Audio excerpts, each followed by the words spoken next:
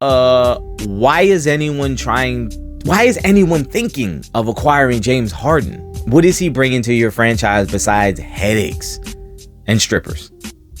Honestly, if I'm Philly, I'm not giving you anything.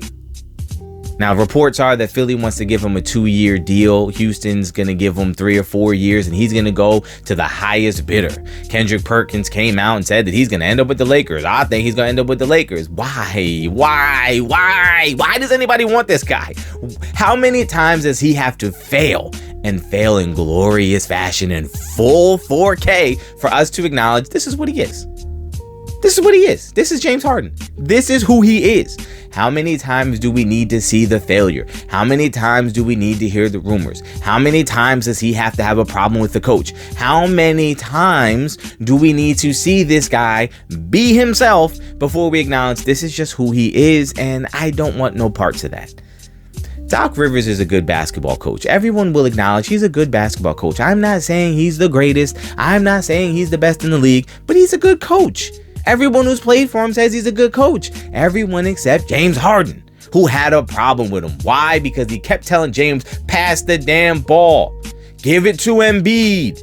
He's the best player, and James Harden can't help himself. He has to be Harden. Dribble, dribble, dribble, step back. Dribble, dribble, dribble, step back. How many times do you need to see it before you accept the reality? James Harden, sorry, not the guy. If I'm a team, if I'm the Sixers, hey man, let's get this guy out of here. Game 6 and 7, and just this past season, game 6 and 7 against Boston. For me, if I'm a Sixers fan, if I'm a Sixers player, if I am Sixers management, I'm out. I'm done. That's all I needed to see. Nothing more. No. And why do I feel like Embiid can come back? Well, because Embiid brings something to the table that Harden doesn't. He has a little more youth. He's a little more dominant of a presence, and we got some more tread on the tires. James Harden's done. It's over. The run is over. It's over. Give it up, dog. It's over. That's where we're at now. If I'm the Lakers, oh no, I'm not touching that. If I'm Houston, you're building something right now. You're in a good spot. You're starting over. You got some good pieces. Now you're going to bring in this bozo to get the rest of your team down to the strip club, partying a little too much. You don't think that's going to mess up some chemistry?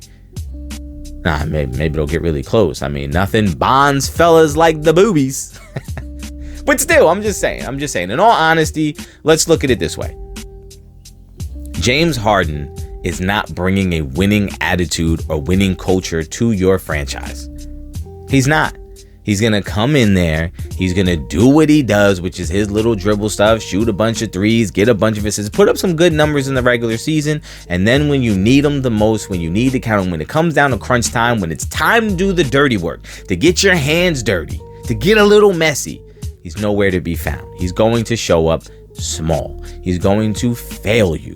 If I'm a franchise, I'm not paying for that. I have no interest. What do you guys think? Does James Harden still have a market? Does he still have value? Can he still be a contributing factor to a championship team? Let me know in the comments down below, and I'll catch you next time.